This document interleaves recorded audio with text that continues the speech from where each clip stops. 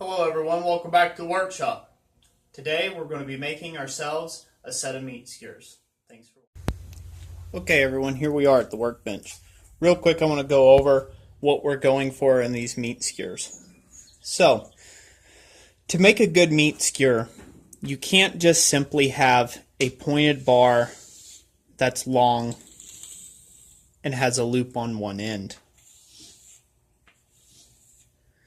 Although this may work kinda, and although it will skewer the meat, you will have a problem with the meat always trying to fall off the end of the meat skewer.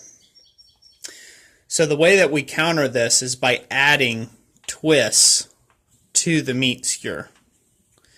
And these twists act as grabbing points on the meat skewer that the meat and carrots and veggies and all the other good stuff that you're skewering on them has something to grip to instead of just a smooth, slick, piece of rod to go out through here.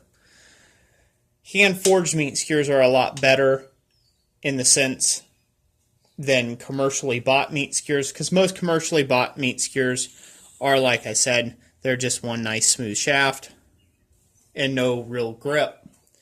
A hand-forged meat skewer will have to hammer texture on the surface itself. That takes and helps with a little more cohesion, but you can enhance that by adding twists, which also gives the meat skewers some more value to the customer, and they're aesthetically pleasing. So we got some pretty simple meat skewers to make. They need to be 20 inches long. You measure a meat skewer from here to here. So our meat skewers need to be 20 inches long. For this particular set, you can make them whatever size you want. And in this case, instead of having some reverse twisting, we're going to have one really long twist is what we're going to do. This is a particular style that I've made in the past, and this is what the customers bought. Alternately, we're also going to have ourselves a little rat's tail loop, as you've seen in a lot of ironwork, like so, to finish it all off. So pretty simple project. If you were to break it down into its parts, after we cut off our material length that we need, which will be longer than 20 inches because we need to make room for our eye, you're essentially drawing two tapers. A taper on this end, a taper on this end. So there's two tapers and a twist. And that's as simple as it is. Oh, and one bend. Pretty simple. Doesn't use a whole lot of the basics of blacksmithing. You throw 4 of these together and you've got a set of meat skewers that you can sell online. Also a pretty handy thing to do. And with jigs, you can make the things repeatable. So, without further ado, we'll get over the forge and we'll get started. Okay, everybody, I lied to you. We're not going to be over at the forge just yet. After reviewing that last clip, I realized I forgot some important measurements for you all. The size material square stock we're going to be using is going to be 3/16 square stock. If all you have is 1/4 inch round, that is fine. You just need to beat it square first. Once again, so this way you can have good surface cohesion. The other part you're going to need for this is a simple pair of bolt cutters. I think these are really cheap bolt cutters. I think they were bought at Harbor Freight. It's been too many years to know. And we're just going to use this. We can move that out of the way. As a giant pair of shears. Usually I wouldn't let that just fall to the ground like that. But it makes it more dramatic for the camera. So you can say, Roy, those are awful long skewers. And you'd be correct. Whenever you're starting off with not knowing a measurement that you're needing, it's always better to have a longer rod and work on the end that you can't lengthen at a later date or cut off and then go to the other end. So what we're going to work on first is the rat's tail. I'm going to draw approximately 1 inch of material down to a point, form the rat's tail, and make the hook or the loop into the skewer first. Then I'm going to flip it over, measure from the loop end up to the point roughly where I need to be, cut it off, about a 1/2 inch shy of what I need it to be, and then forge it out to the final dimension. How do I know all this? Trial and error. I've done it before. This length right here will make about a 20-inch long meat skewer. This is actually 24 inches long. So how do you know that? It takes roughly 4 inches of material to wrap 1 inch in diameter metal stock. The inside diameter of this loop is going to be 1 inch in diameter. And I'm going to use that to figure out I need 20-inch long skewer, need to wrap 4 inches. I got plus or minus 1/2 inch there, so I should be good to go. Trim it a little, and Bob's your uncle. I've got 20 inches. So that's the methodology behind it. Pretty simple tooling so far. Also, the other thing, other than cinematic purposes, there is no need for a forge to do this type of work. You can do this very easily with a torch. Set up a torch, heat this in, very economically forge it out, and you're good to go.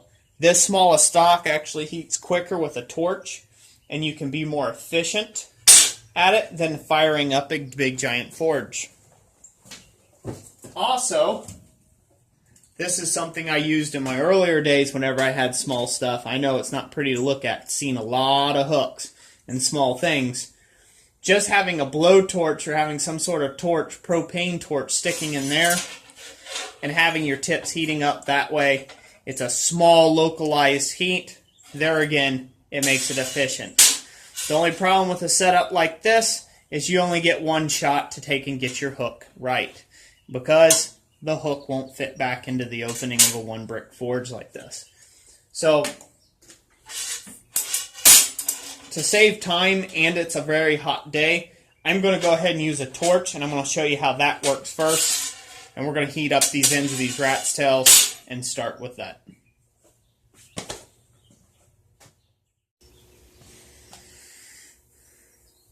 Okay, everyone. So I've got my torch mounted on my torch stand that I've made.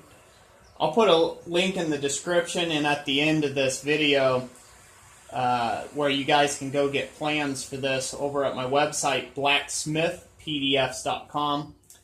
And this is a real handy torch stand that I've made for doing this sort of work. In fact, the original design of how I designed this torch stand was to take and heat a very large section of steel while I twisted it for a handrail.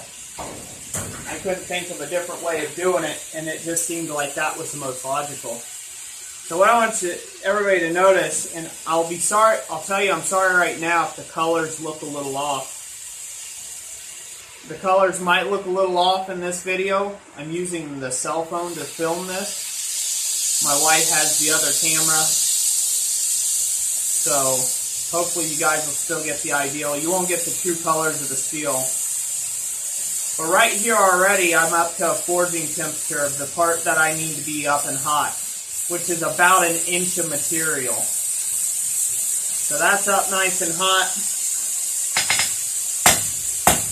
Go ahead and forge a very thin, not a sharp, but a very narrow taper.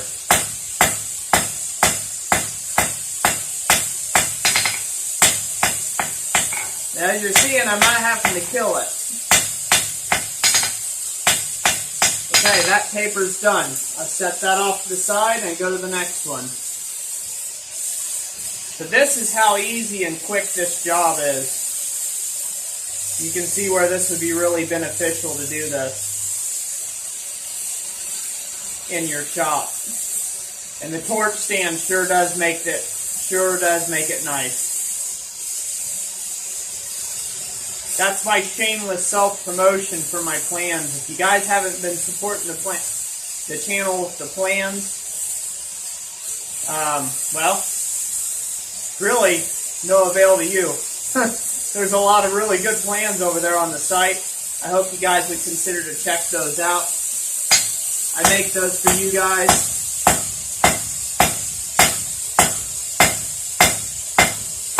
As you can see, it doesn't take much thought or effort. We're just taking and letting the hammer do the work and making that nice, equal, thin paper. It doesn't take much effort. This is a great thing to do, by the way, if you're an older gentleman and maybe you decide, well, I can't hang with the young boys anymore and forge big heavy pieces of steel and things like that by hand to make a living at it. You really don't have to. There's a lot of the smaller work, finesse work you can do with lighter hammers and things of that nature and really be able to come out with some really beautiful pieces. Same thing if you're going to be for just doing it for a hobby. I hear that a lot from a bunch of older guys. Like, well, I didn't think I could do it. Because I'm too old. You're never too old to do something you love. Just get out there and do it. You do only get to live once, so keep that in mind. So you can either live your life not doing what you want to do, or you can live your life doing what you want to do. So you may be saying, well, doesn't it cost more to run the torch? Not really. By the time you think about how much money you have in the lighting a forge and burning through coal just to heat up this small of material, for the amount of runtime that's on the torch and the efficiency you're getting and control, it's worth it. And yes, you're still a real blacksmith. You're still heating and beating steel. As you can see, in real time, 4 papers don't take long at all.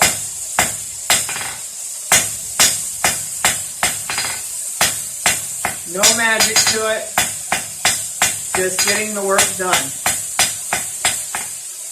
Okay, so now that's done. We'll go ahead and set my bigger hammer to the side. We'll switch to a much smaller hammer. I've been playing with this little rounding hammer I forged just for this purpose quite a bit.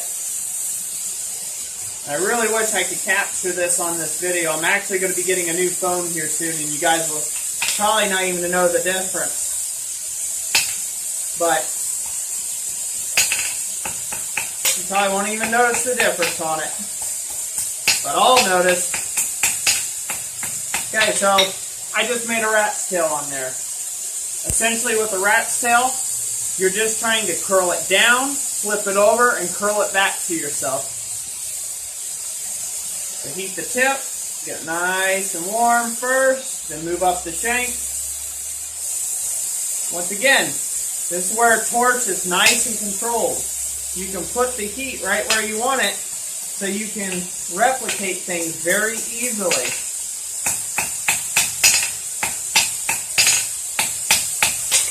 Done.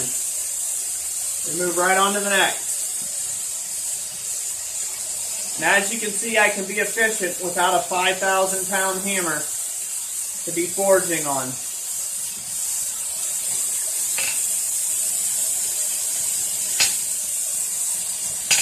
So this is how easy this is, guys.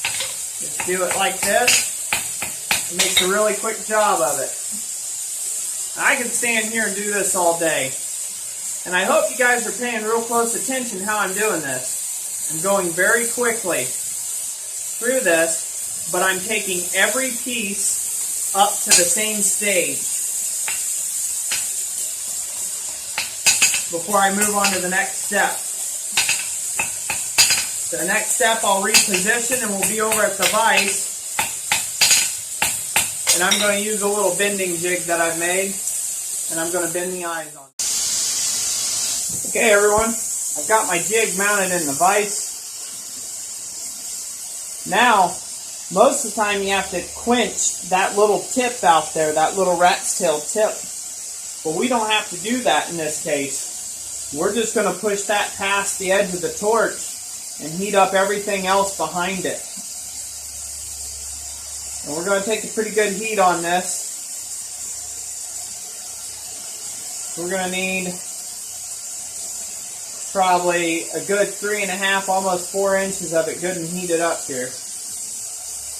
So we're just going to roll it in the fire, in the torch, move it a little.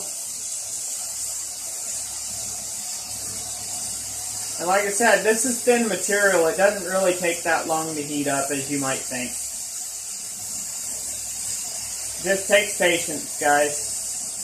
I could be running the torch a little hotter and this would be getting hot quicker.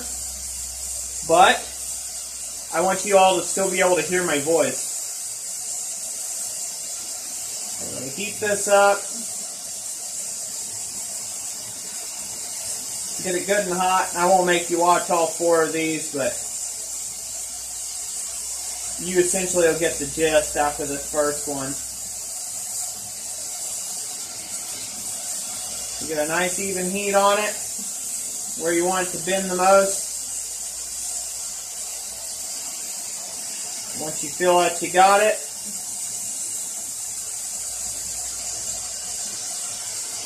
put it in your jig and give it a bend. Now this jig, I'm fighting with the camera a little bit. I kind of got to do it a little differently. Now I go all the way till they touch, like so.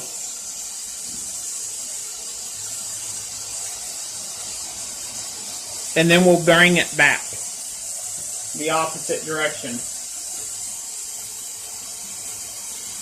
So I'll heat up where I want it to bend the most without overheating the tip too much.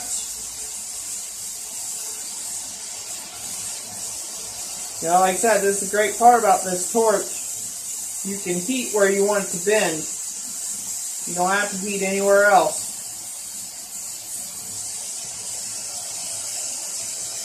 So since we're not relying now, I might have to change up some of that a little bit. Yeah. Oh. I was about to say, since we're not relying now, I'll go here. This will work. On that to work. Give it a tap, straighten over here on the anvil. Sorry guys, I'm not in shot for this. You guys can get the idea. You just tweak it a little bit. Works out pretty good. And there we go. Pretty simple, pretty elegant. I think the customer will like it. So now we can work and cut off the length we need, and we're good to go. So I'll go ahead and do all the other 4 like this, or the other 3 that I have to do just like this, and I'll be right back with you. Okie doke, everyone, here we are at the anvil. I just wanted to take a moment to show you how repeatable that is. Multiple times. You can make up a ton of these in an afternoon. I've been out here in the shop, plus talking to you and instructing, for roughly about 20 minutes. So, if I wasn't instructing and talking, this here would be a nice quick 10-minute job, and I'd have a whole set of meat skewers done. And by the way, meat skewers, sets of meat skewers I've seen sell anywhere from $50 all the way up to about $175 for a set of meat skewers. It just all depends on your market and what type of clientele you've gained. If you're at a Renaissance festival or some type of rendezvous or things like that, you're probably looking more around the $25 to $50 tops for a whole set of these. But still, think about it. You spent 20 minutes making them. Not a big deal. These are some great things that you can make for summertime and everything like that. If you have a profit mindset, or, around Christmas time, you like to give away Christmas presents, things like that. It doesn't have to be overly complicated. So you can very quickly take and do these. So now that I've got my loops formed, now I will measure from the rat's tail down exactly 20 inches.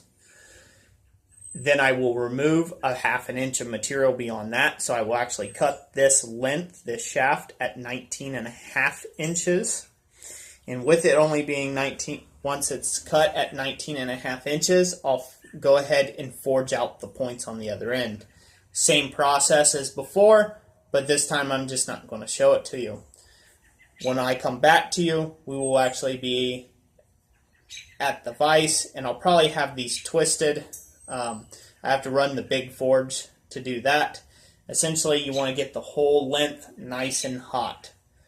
So this way it twists evenly.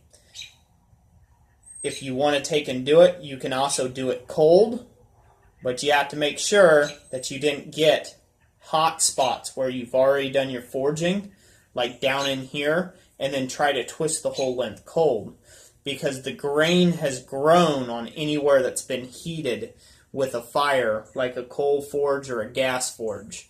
And so therefore it will twist tighter in that one spot than it will anywhere else down the whole rod. That's another advantage to using a torch to do this kind of work. I've localized all my heat to just right here. That just so happens to be the same spot where I'm going to grip it in the vise to twist it. When I forge out my point, all my heat's going to be localized right here, leaving the main factory grain structure untouched. So I'll show you how to do these cold, and that's how I'll twist these. I'll just go ahead and twist these cold so you can see how that looks. It's still a very attractive twist, and this is actually the twist method for this. And then after I do that, I'll be back and I'll share a few closing thoughts with y'all, and yeah, we'll be right back to it.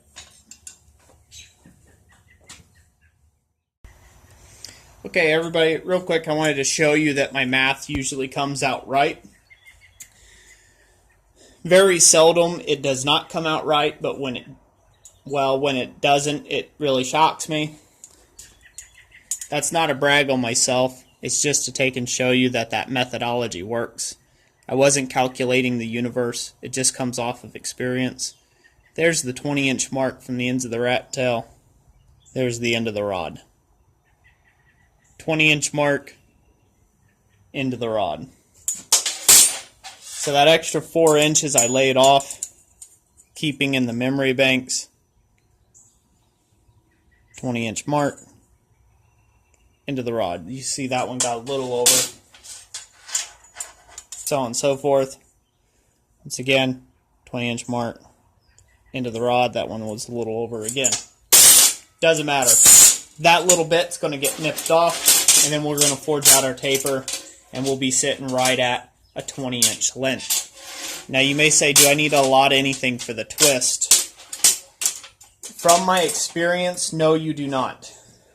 Adding a twist to your piece of material neither lengthens the piece nor shortens it. It's kind of a static motion. Not only are you stretching material, but you're compressing material. So it kind of cancels itself out.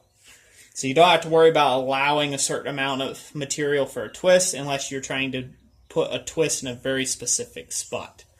That has been my experience. I'd like to hear what you guys think in the comment section below. At any rate, next time I'll be back with you. I promise I won't lie to you this time. My taper will be done. We'll be at the vise, and we're going to be giving this a good twist.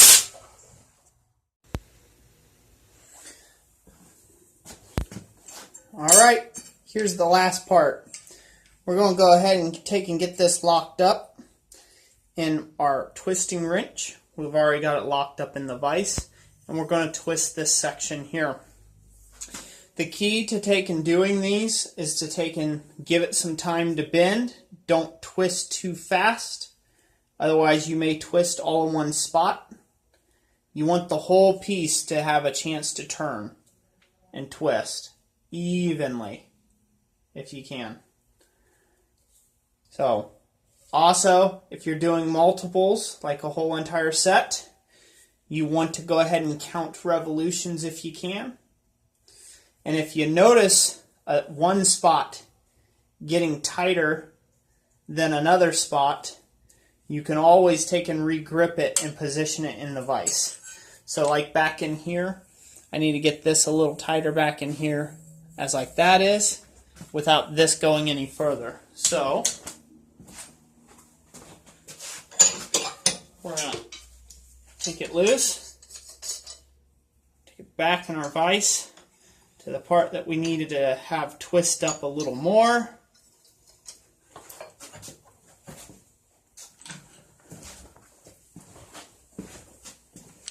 Get another bite on it.